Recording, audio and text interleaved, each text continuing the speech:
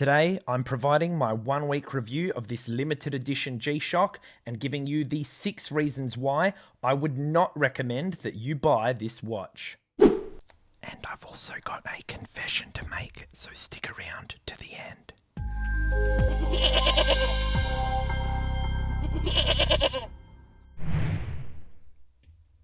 Alright, now let's start things off with the positive. There really were some things that I did enjoy about this DW-6900SP.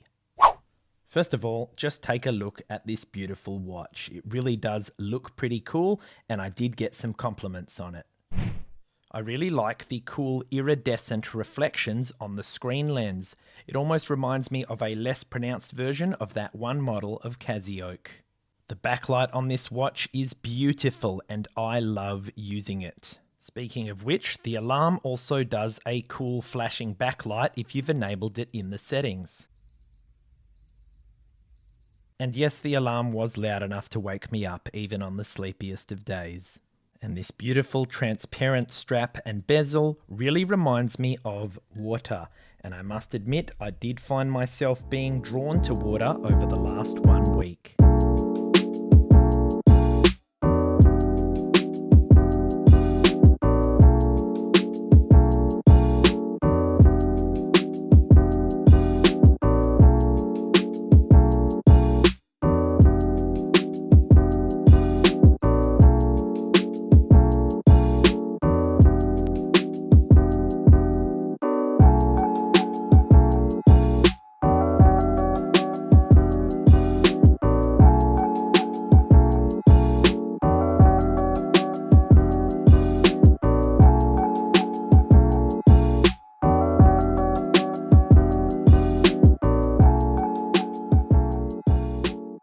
But being transparent isn't necessarily a good thing. I noticed each day that I had condensation visible under the bezel, and just today I've noticed a hair that somehow showed up under there.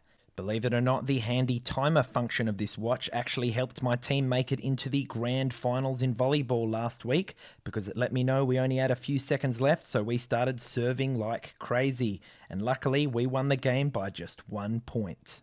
So those are all the things that I liked about this watch. And speaking of which, make sure you've rammed the like button if you're enjoying the video. And if you do want to get your hands on this watch, I will leave a link for you in the description. And now on to the 6 reasons why I don't like this watch that made me change my mind from the unboxing video above. Number 1, comfort. Honestly, after 1 week of wearing this watch, it is simply uncomfortable. I really notice that I'm wearing it a lot of the time, and I believe it to be because of these thick resin straps which appear to be not very flexible. And speaking of which, number 2 is creaky straps. I found this creaking noise annoying when I would rest my hand on the table or even just adjust my watch strap. Reason number 3 is the knowledge that these beautiful transparent straps and bezel are going to slowly turn yellow over time just by being out and about in the sun. And that's something that really bothers me because I'm used to being in the sun to charge my G-Shocks. Reason number 4. Why, of all of the buttons, is the adjust button recessed? It almost feels like Casio are trying to baby-proof it for us, like, oh, whoops, I accidentally pressed the adjust button.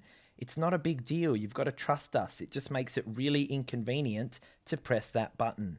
Number 5 is that one of the buttons is not functional.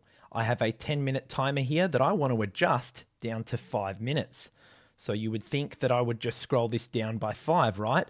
Well, unfortunately, this button does not work, unlike other G-Shocks. I have to hold this button down and scroll all the way up past the hour instead of simply deducting 5 minutes like you would expect. Reason number 6 is that this otherwise fantastic backlight does not work when you're making adjustments. Imagine I want to change my alarm, so I've entered the adjust mode. For some reason, the backlight is now disabled, and that was very frustrating when I'm trying to set my alarm at night for the next day. This GDX-6900, which we recently restored, was able to address all 6 of these shortcomings, including the alarm backlight, despite being made 7 years earlier. So there is absolutely no excuse for us to have taken a step backwards.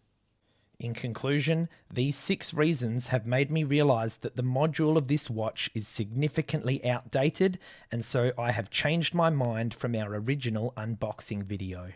Don't get me wrong, this is still an awesome looking watch and I'll still continue to use it depending on what I'm wearing that day, but in terms of function, there are simply much better options out there, and as such, I would not recommend that you buy this watch.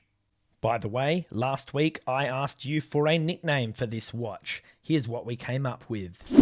We heard the Traffic Light from Fratellini, the Neon Spectre from GigaChad, the Fairy Floss from Latro, and the Fizzer from, well, that was my idea.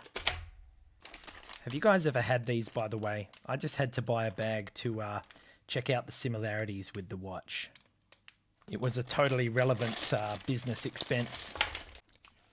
So what was your favourite nickname? Let us know in the comments below. I am feeling energized. Alright, but I suppose I better get that confession off my chest. Here it goes. I lied to you. I told you that I wore this watch non-stop for the last 1 week, when in fact, I took it off for a whole night to wear another watch. Now wait, I know, it's watch of the week, not watch of the 6 days, but hear me out. I just finished building the most expensive G-Shock in the entire world, and my friend called me one night asking to hang out, and when I told him I'd finished the build, he insisted that I had to wear it, and I just couldn't resist the temptation. So, I hope you'll forgive me. I don't exactly have a lot of self-control, alright? And by the way, our epic Mr. G video is coming out real soon, so make sure you've got notifications on. And speaking of this epic Mr. G build, this bad boy is going to be pretty much glued to my wrist over the next 1 week while you guys vote on our next Watch of the Week. That's right, I need your help deciding between this epic DWD-5600 Time Distortion and this GBD-200, which is a G-Shock featuring Bluetooth. Head on over to my Goat Reviews YouTube profile and click on the community tab to vote in the poll. And if you'd rather not vote, that's cool, but ram that like button to show your support. And while you're down there, let me know which was your favourite out of the 4 nicknames for this G-Shock. I'd love to hear your thoughts. Here's a link to our watches playlist and a recommended video for you to watch next. Make sure you've got notifications on so you don't miss it when the Mr. G build goes live. And a huge shout out to our Goat Crew channel members who've been given early access to that very video. Here's the link to sign up. Thanks for watching, and I'll see you in the next review.